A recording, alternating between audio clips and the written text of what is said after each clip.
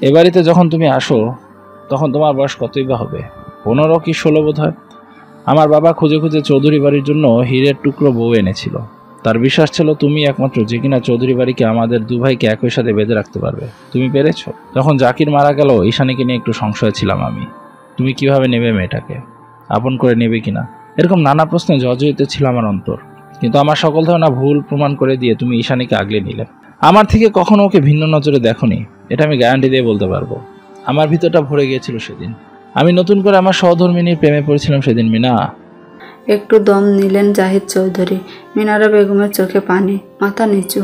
জাহিদ চৌধুরী এবার বললেন, যেদিন সবাই ঈশানীকে লাঞ্ছনা দিল, বাজে কথা বলো, সেদিনও তুমি ওকে আগলে রেখেছিলে। কিন্তু হঠাৎ করে বিপক্ষে চলে গেলে আরহানের সাথে বিয়ে নিয়ে। তোমার কি মনে হয় আমাদের ঈশানী বউ হিসেবে খারাপ হবে? ওকে তো তুমিই মানুষ করেছো। নিজের শিক্ষার উপর কি তোমার ভরসা ছিল না? আবার কালকের তোমার করা আচরণে আমি কষ্ট পেয়েছি মিনা। আমার এই সংসার, আমার জগৎ, ছেলেমেয়ে সব তোমার নিজ হাতে করা এসব। তুমি যদি নিজের অস্তিত্বের প্রশ্ন তোলো, লোকে কি করবে বলো? আমাদের তো উচিত বাবা মা হয়ে মেয়েটার পাশে থাকা। মেয়েটার অবস্থা দেখেছিলে কাল? মিনারা বেগম এবার ফুটপিয়ে উঠলেন, কান্নারত কণ্ঠে বলে উঠলেন, আমি নিজেও অনুতপ্ত। মেয়েটার সাথে আমি অন্যায় করেছি জানি, কি করব বলো? মায়ের মতো আদর দিয়ে যে ভাইকে মানুষ করেছি তার কষ্ট হয়নি, তাই তো নিজের মেয়েটাকে কষ্ট দিয়ে ফেলেছি। আমাকে ক্ষমা করে দাও। জাহিদ চৌধুরী জড়িয়ে ধরলেন নিজ স্ত্রীকে। মিনারা বেগমও আঁকড়ে ধরে কেঁদে উঠলেন ব্যাকুল হয়ে। রান্নাঘর থেকে নিজের চোখ মুছে স্বাভাবিকভাবে বেরিয়ে আসে ঈশানী। তারপর তড়িঘড়ি করে চোখে আঙ্গুল দিয়ে বলে, আমি কিন্তু কিছু দেখিনি, সত্যি দেখিনি কিছু আমি।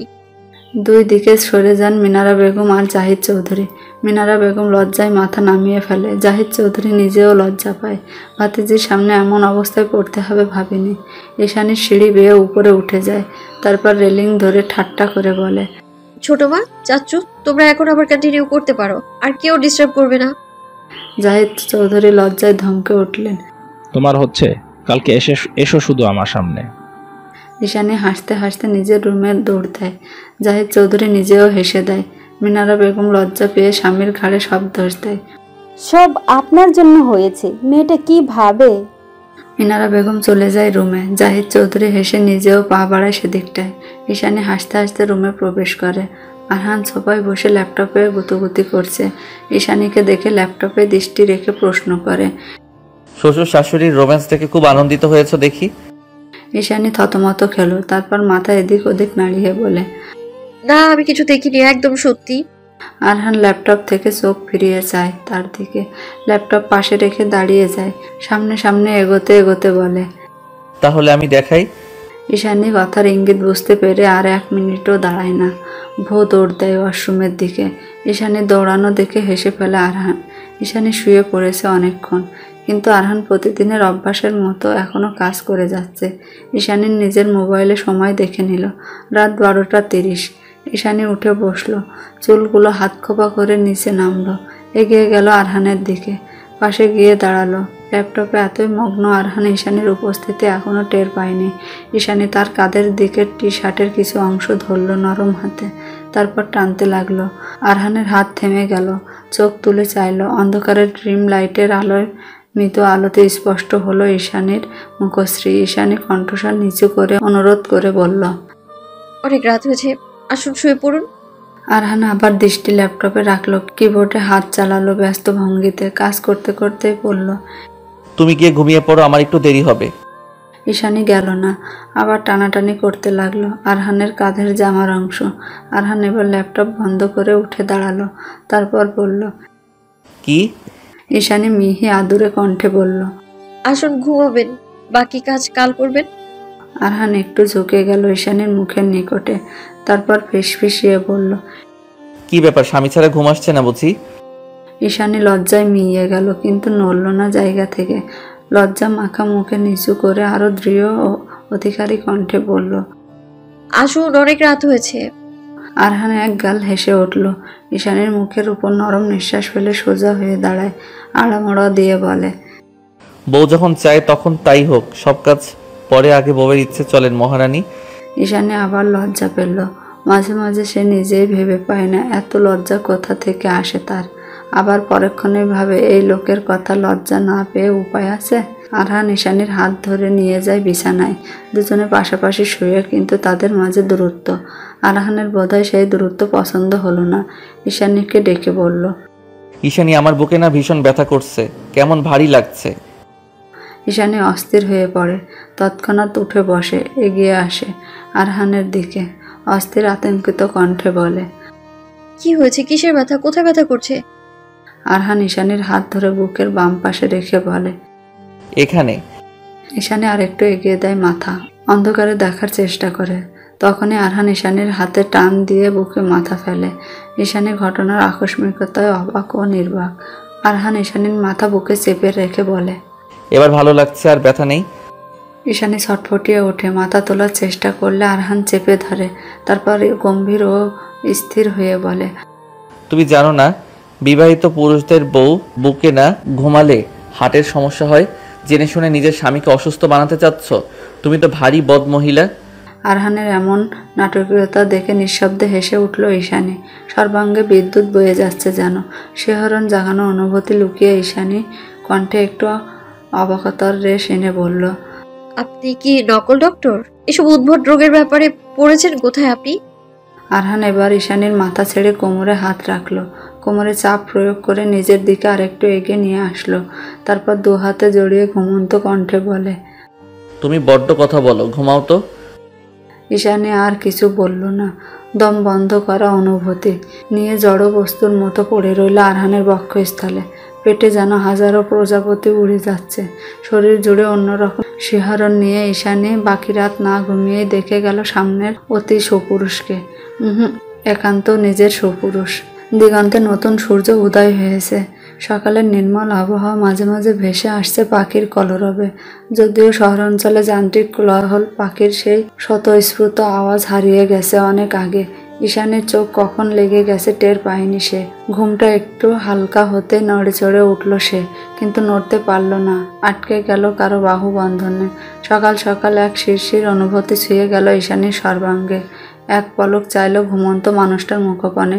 খুঁটিয়ে খুঁটিয়ে অবলোকন করলে মুখের প্রতিটি অংশ, সরু নাক, চওড়া কপাল, লালচে ও কালচে মতন ঠোঁট, গালের উপর খোঁচা খোঁচা চাপদাড়ি, সবই নীরবে অবলোকন করল সে।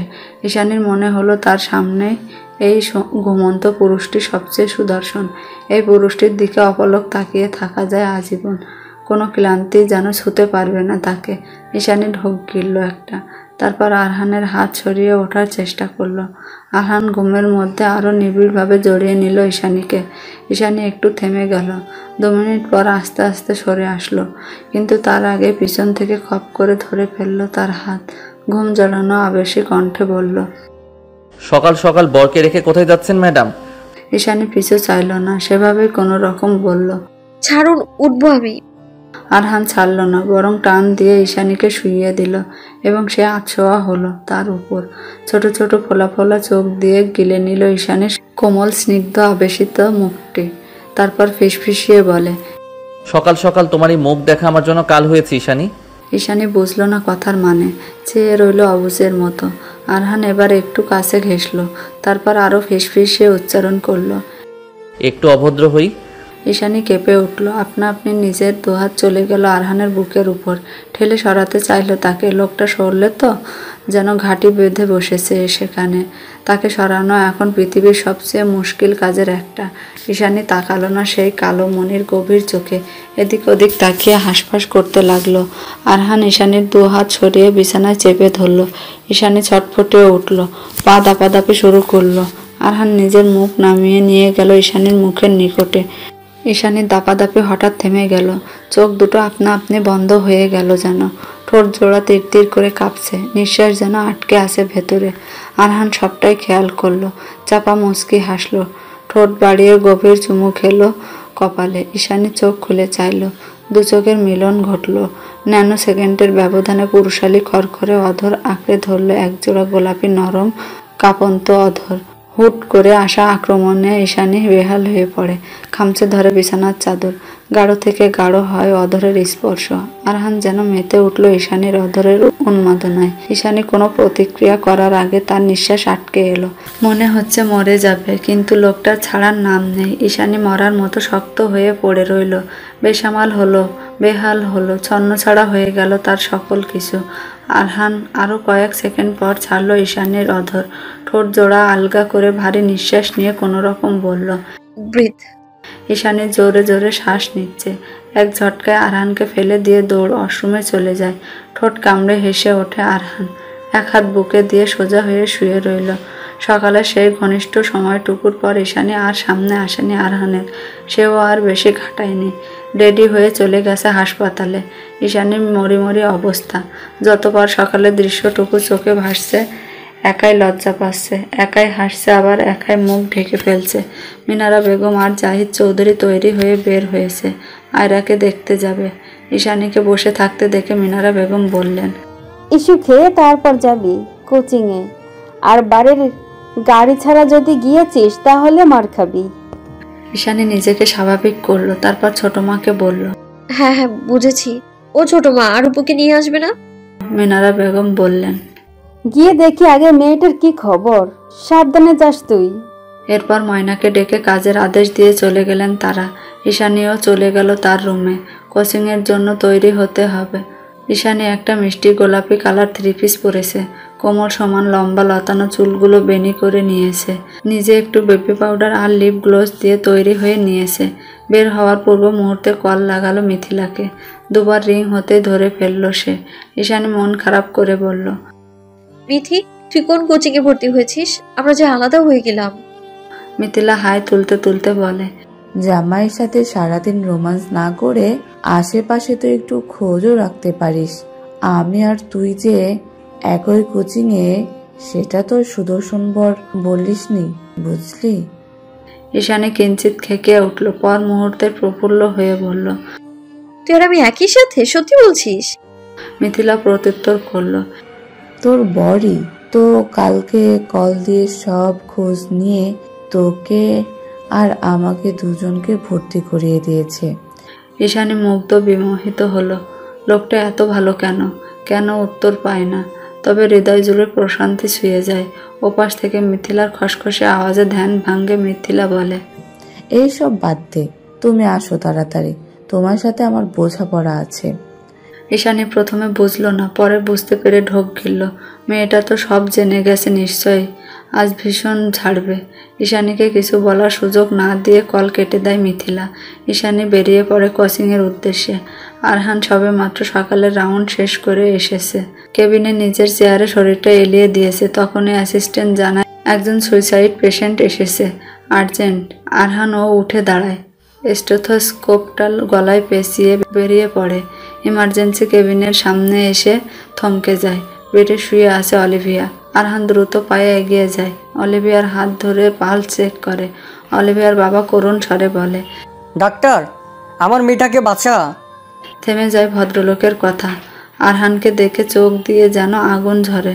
তৎক্ষণাৎ হুঙ্কার দিয়ে বলে, তুমি আমার মেয়েটাকে মেরে এখন এসেছো চিকিৎসা করতে? স্পর্শ করবে না ওকে। নার্সের দিকে তাকিয়ে বলে, আপনি অন্য ডক্টর ডাকুন। এই প্রতারককে দিয়ে আমি আমার মেয়ের চিকিৎসা করাবো না। আরহান শীতল চোখে চেয়ে রইল। নার্সটি অপ্রস্তুত হলো। আরহানের দিকে একবার চেয়ে বলল, আপাতত ওয়ার্ডের ডক্টর নেই, আপনি শান্ত হন। ভদ্রলোক নাকচ করে বলে, না, এই ছেলের ছায়াও আমি আমার মেয়ের উপর পড়তে দেব না। ওর জন্যই আমার মেয়ের এই অবস্থা। আরহান এবার 2 পা এগিয়ে গেল। তারপর গম্ভীর কণ্ঠে বলল, আপাতত আপনার মেয়ের চিকিৎসার জন্য আমাকেই লাগবে আপনার। নিশ্চয়ই আপনার মেয়ের জীবনের থেকে কিছু বড় না। বাকি কথা অলিভিয়া সুস্থ হলে হবে। ভদ্রলোককে কিছু না বলে আরহান নার্সকে দিক নির্দেশনা দিল। নিজেও ছুটল সেদিকটায়। অলিভিয়ার বাবা উতলা হয়ে রইলেন। অলিভিয়ার মা মারা যাওয়ার পর একা হাতে মা ও বাবার দুজনের আদর দিয়ে মানুষ করেছে মেয়েটাকে। এই মেয়েটা তার বেঁচে থাকার অবলম্বন। মেয়েটার কিছু হলে সেও বাঁচবে না। আজ কোচিংয়ের ওরিয়েন্টেশন ছিল। কোনো ক্লাস হয়নি, শুধু শিক্ষার্থীদের ফুল দিয়ে বরণ করেছে। সম্মানিত শিক্ষকগণ শিক্ষার্থীদের অনুপ্রেরণা দিয়েছে, দিক নির্দেশনা দিয়েছে, দিয়ে আয়োজন শেষ করেছে। ওরিয়েন্টেশন প্রোগ্রাম শেষ হলে একে একে বের হয় সকলে। মিথিলা ঈশানীর হাত ধরে এক সাইডে নিয়ে আসে। তারপর শুরু হয় মেয়েটার নির্যাতন। যা নয় তাই বলে ঈশানীকে বকতে থাকে। ঈশানী বাধ্য মেয়ের মতো মাথা নিচু করে থাকে। তারপর মিথিলাকে শান্ত করে, একে একে সব কিছু বলে। সব শুনে অবাকের শেষ পর্যায়ে পৌঁছায় মিথিলা। রনির উপর রাগ বাড়ে তার, ইচ্ছে মতো গালাগালি করতে থাকে। জড়িয়ে ধরে ঈশানীকে। ঈশানী হেসে ফেলে, কিন্তু উপরে ঝাঁঝালো কণ্ঠে বলে, হয়েছে, আর নাটক করবি না। এতক্ষণ বকে এখন এসছে জড়িয়ে ধরতে। দূরে থাক মহিলা। মিথিলা ছাড়ল না, সেভাবে চোখ টিপে বলল, কেন রে? জামাই জড়িয়ে ধরলে তখন খুব মজা লাগে, তাই না? আমি জড়িয়ে ধরলে কাটা লাগে? এই বল না, কি কি করেছিস বরের সাথে? ঈশানী লজ্জায় মূর্ছা গেল। মিথিলা ঝাড়ি দিয়ে এগিয়ে গেল গাড়ির দিকে, হাত দিয়ে টাটা দিয়ে চলে যায় বাড়ির উদ্দেশ্যে। ঈশানী বাড়ি এসে দেখে আয়রা এসেছে। খুশি হয়ে যায় ঈশানীর মন। ছুটে যায় আয়রার কাছে, আয়রাকে জড়িয়ে ধরে তারপর বাচ্চাদের মতো বলে ওঠে, আর উপু, আমি খালামণি হব তোমার পুচকে, তোমার পেটে, তাই না? আমি একটু ছুঁয়ে দেখি। আয়রা হেসে ফেলে। ঈশানীর এক হাত নিয়ে নিজের পেটে ধরে বলে, এই যে দেখ। ঈশানীর চোখ কসকস করে উঠল। ঈশানীর চোখ চকচক করে উঠল। সেখানে হাত রেখে যেন কিছু খুঁজছে। তারপর মন খারাপ করে বলল, কিছুই তো বুঝতে পারছি না আপু। আয়রা খিলখিল করে হাসলো। তারপর বলল, এখন তো ও ভীষণ ছোট, এখনই কিছু বুঝবি না, আর একটু বড় হলে ওর অস্তিত্ব একটু একটু করে বুঝতে পারবি। ঈশানী হাত সরিয়ে নিল, নানার গল্প জুড়ে দিল আয়রার সাথে। আয়রা ভীষণ অবাক হলো ঈশানীর চঞ্চলতায়। মিনারা বেগম ঈশানীকে তাড়া দিলেন ফ্রেশ হয়ে খাবার খাওয়ার জন্য। ঈশানীও চলে গেল উপরে। আয়রা অভিভূত হয়ে ওর মাকে বলল, মা, ঈশ্বর আগের থেকে প্রাণবন্ত হয়েছে, তাই না? মিনারা বেগম নিজেও খেয়াল করেছে এ ব্যাপারটা। মেয়েটা আগে চুপচাপ থাকতো, ইদানিং দুষ্টু দুষ্টু কথা বলে, একা একা হাসে। সব কাজ তার ভীষণ আগ্রহ। মিনারা বেগম প্রত্যুত্তর করলেন। আয়রা আবার বলল, ভাইয়ের সংস্পর্শে এসে মেয়েটা বাচ্চা হয়েছে। হয়তো ছোটবেলা থেকে ও যেটা পায়নি সেটা ভাইয়ার কাছ থেকে পেয়ে ওর কিশোরী হৃদয় ছোটবেলার সকল লুকিয়ে রাখা আবেগ, অনুভূতি, চালচলও বের করে দিচ্ছে। ওর লুকিয়ে রাখা সত্তা বেরিয়ে আসছে। মিনারা বেগম কিছু বললেন না, শুধু ভাবুক হয়ে রইলেন। সন্ধ্যার একটু পরে আরহান এসেছে। আরহানকে দেখে ঈশানী রান্নাঘরে চলে যায়। আরহানের পছন্দ মতো ব্ল্যাক কফি বানিয়ে উপরে আসে। দেখতে পায় আরহান এখনও গায়ের কাপড় ছাড়েনি, সেভাবেই বসে আছে। ঈশানী গিয়ে চায়ের কাপটা এগিয়ে দিল। আরহান চাইলো একবার ঈশানীর দিকে, তারপর হাত থেকে চায়ের কাপ নিয়ে পাশের টেবিলে রেখে ঈশানীকে টেনে পাশে বসালো। তারপর ঈশানীর কোলে মাথা রেখে শুয়ে পড়ল। তারপর জড়ানো কণ্ঠে বলল, একটু মাথায় হাত বুলিয়ে দাও, ভালো লাগছে না। ঈশানীর কেমন যেন লাগলো। মনে হলো লোকটা ঠিক নেই। উদ্বিগ্ন হলো, বিচলিত হলো ঈশানী। অস্থির হাত গলিয়ে দিল আরহানের গভীর চুলে। চুলগুলো মৃদু টান দিয়ে নরম কণ্ঠে শুধালো, খুব বেশি টায়ার্ড লাগছে আপনার? শরীর খারাপ লাগছে? আরহান কিছু বলল না। ঈশানীর কোমর পেঁচিয়ে মুখ গুজে দিল ঈশানীর পেটে। ঈশানী ঈষৎ কেঁপে উঠল, কিন্তু নড়াচড়া করলো না। সেভাবে নরম হাতে টানতে লাগলো আরহানের সিল্কি মসৃণ চুল। বেশ কিছুক্ষণ এভাবেই থাকলো আরহান। ঈশানীর মনটা কেমন যেন খসখস করলো। আরহানের জন্য হৃদয় কেমন যেন ব্যথা অনুভব করলো। মনে মনে আওড়ালো, ঠিক আছেন আপনি? কি হয়েছে আপনার? আমি কি করলে আপনার ভালো লাগবে বলুন না। কিন্তু মুখে কিছু বলল না, হাত বুলিয়ে দিতে থাকলো। প্রায় ঘন্টা খানেক পর উঠে বসে আরহান। ঈশানীর গালে হাত দিয়ে কপালে চুমু আঁকে। তারপর চলে যায় ওয়াশরুমে ফ্রেশ হতে। ঈশানী শুধু ভাবে লোকটা অদ্ভুত, ভারী অদ্ভুত। তারপর কফিটা নিয়ে চলে যায় নিচে। ঠান্ডা হয়ে গেছে, গরম করা জরুরি। পূর্ব আকাশে সূর্য উঠেছে। ঘরে মৃদু আলো প্রবেশ করতে ঈশানীর ঘুম ছুটে গেল। এমনিতেই তার রাতেও তেমন ঘুম হয়নি। কাল আরহান কেমন একটা নির্লিপ্ত ছিল। ঈশানী সেটা নিয়েই চিন্তা। মন কু গাইছে। ঈশানী পাশ ফিরে চাইল ঘুমন্ত আরহানের পানে। গভীর চোখে দেখছিল। তখনই আরহানও চোখ মেলে তাকালো। দো জোড়া চোখের মিলন ঘটল। কথার বিনিময় হলো না, শুধু চেয়ে রইল। হয়তো চোখের ভাষায় বোঝার চেষ্টা করছিল। ঈশানী নিজের হাত বাড়িয়ে রাখলো আরহানের গালের উপর। তখন তাদের দৃষ্টির মিলনে ব্যাঘাত ঘটেনি। ঈশানী আরহানের গাল ছুঁয়ে কোমল কণ্ঠে জিজ্ঞেস করলো, আপনি আপনি ঠিক আছেন? আরহান তাকিয়েই আছে ঈশানীর দিকে, দৃষ্টি ফেরায়নি একবারও। তার গালের উপর ঈশানীর হাত রাখা, হাতে নিজের হাত রাখলো, তারপর বলে, ঠিক নেই আমি। ঈশানীর মন কেমন যেন করলো, তবুও শান্ত হয়ে জিজ্ঞেস করে, কি হয়েছে আপনার বলুন না, কোনো চিন্তায় ফেলেন কেন আমায়?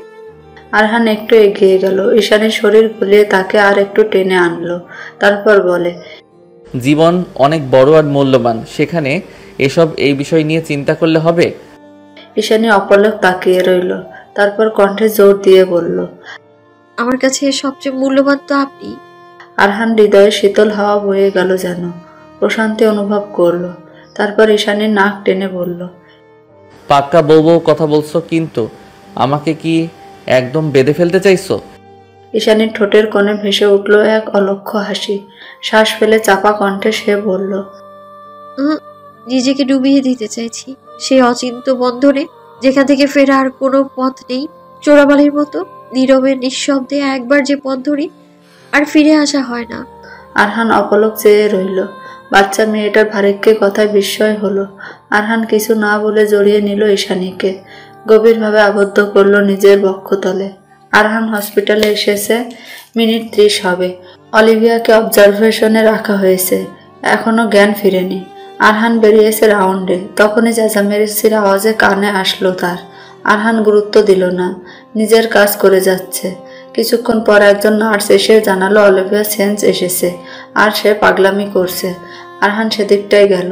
অলিভিয়া কাঁদছে আর জিনিস ছুড়ছে আর চিল্লিয়ে বলছে, কেন বাঁচালে আমায়? আমি বাঁচতে চাই না। যে জীবনে আরহান নেই সেই জীবন চাই না আমার। আমি কিভাবে ওকে সহ্য করব অন্য কারোর সাথে? কেন বাঁচালে আমায়? আমি মরতে চাই, মেরে ফেলো আমায়। অলিভিয়ার বাবা আনোয়ার সিদ্দিকী মেয়েকে বোঝানোর জন্য এগিয়ে গেলেন 2 পা। অলিভিয়া পাশে থাকা টেবিল ফেলে দিয়ে বলল, কাছে আসবে না, সহ্য হচ্ছে না তোমায়। আমি মরে একটু সুখ পেতাম, তোমার সহ্য হলো না সেটা। আমাকে দুঃখ পেতে আমার বাঁচালে, তাই না? আনোয়ার সিদ্দিকী কেঁদে উঠলেন। তার পিতৃ হৃদয় কাতর হলেন, অসহায় বোধ করলো। মেয়েকে বোঝাতে বলল, ন্যায় মারে, এভাবে বলে না। তোর কিছু হলে আমি কি নিয়ে বাঁচবো? আমার যে তুই ছাড়া আর কেউ নেই।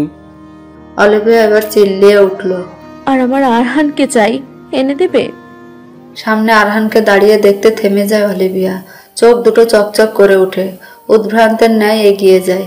আরহানকে জড়িয়ে ধরে বলে, এসেছিস তুই? সত্যি এসেছিস? আমি জানতাম তুই আসবি। আমার এত ভালোবাসা তুই দূরে ঠেলতে পারবি না। এই আরহান, আরহান।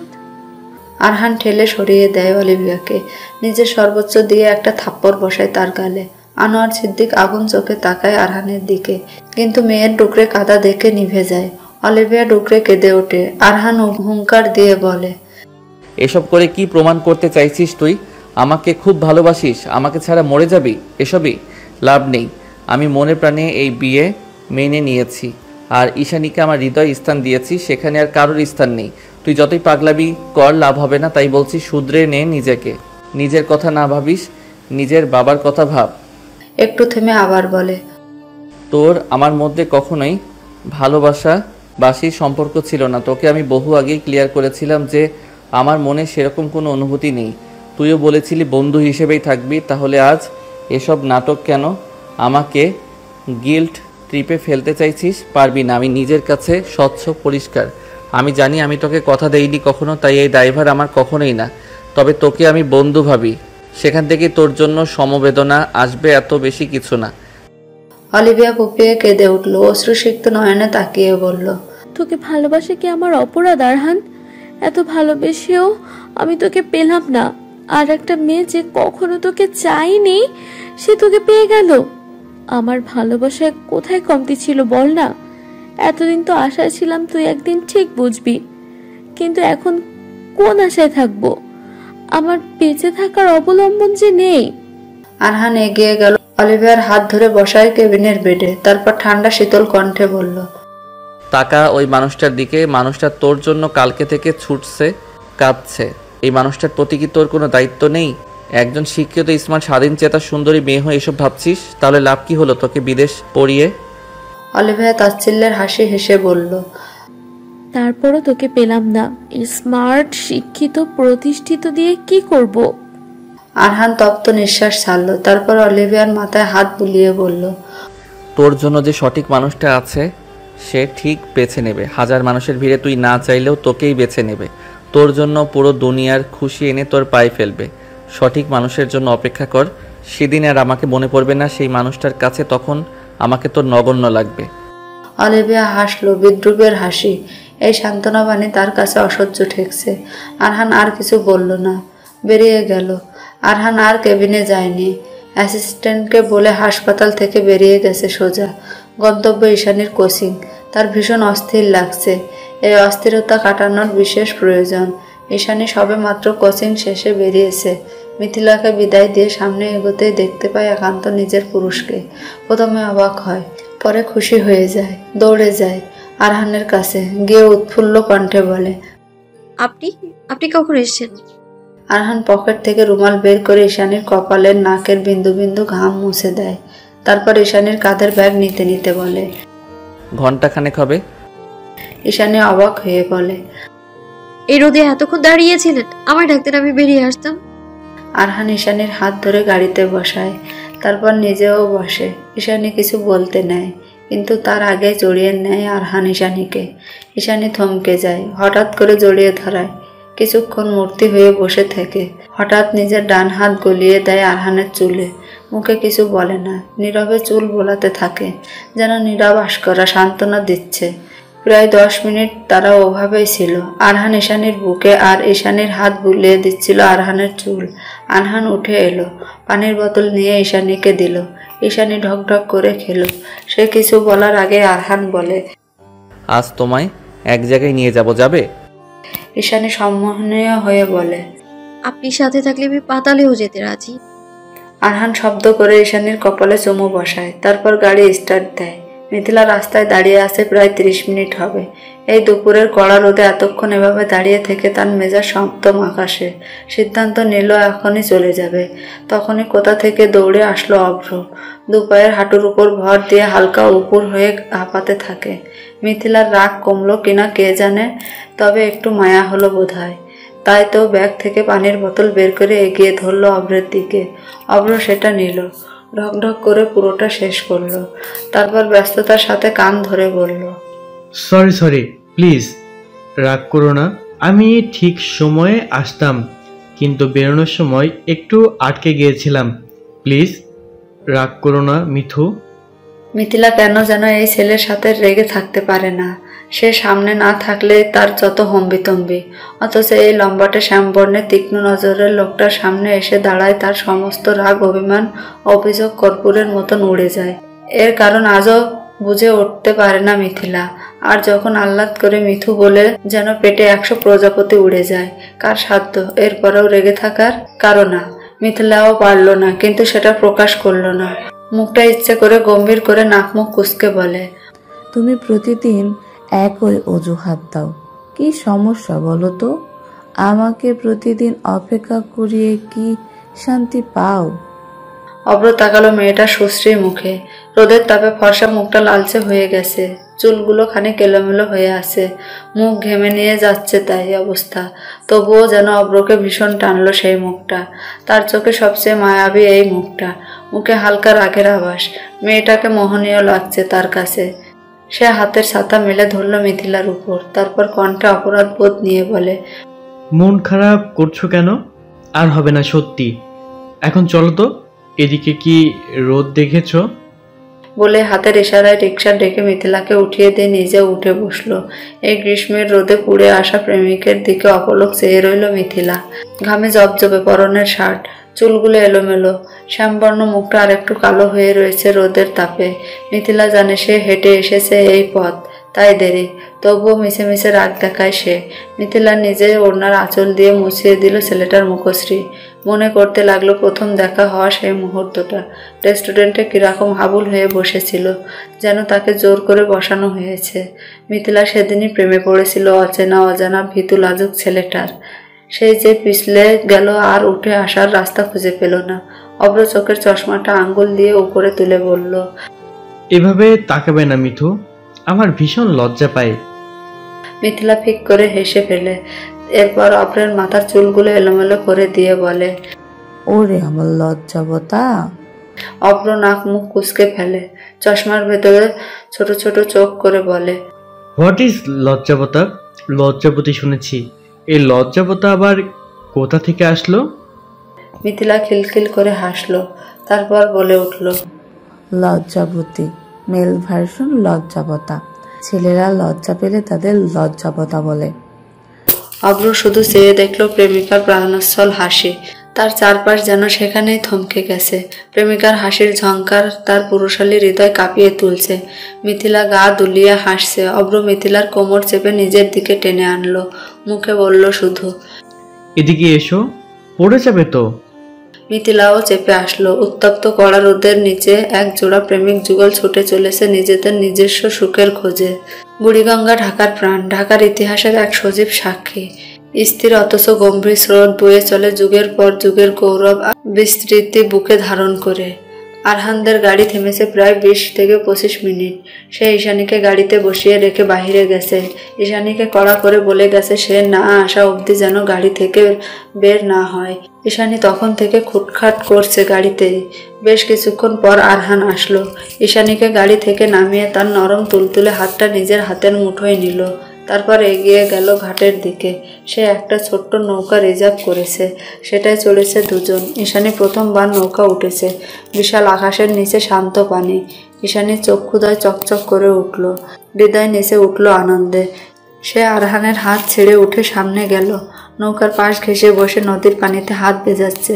চোখে মুখে তার দীপ্তি, বাচ্চাদের আগ্রহ, চোখে খুশির ঝিলিক এবং ঠোঁটে মিষ্টি মধুর হাসি। আরহান পুরোটাই দেখে যাচ্ছে। ঈশানী হাত উঁচিয়ে ডাকলো তাকে। আরহান পা বাড়ালো সেদিকে, গিয়ে বসলো ঈশানীর পাশে। ঈশানী খিলখিল করে হেসে বলল, কি সুন্দর তাই না? জানেন আমি আগে কখনোই এইদিকে আসিনি, নৌকাতেও উঠিনি। কি সুন্দর চারিদিকে।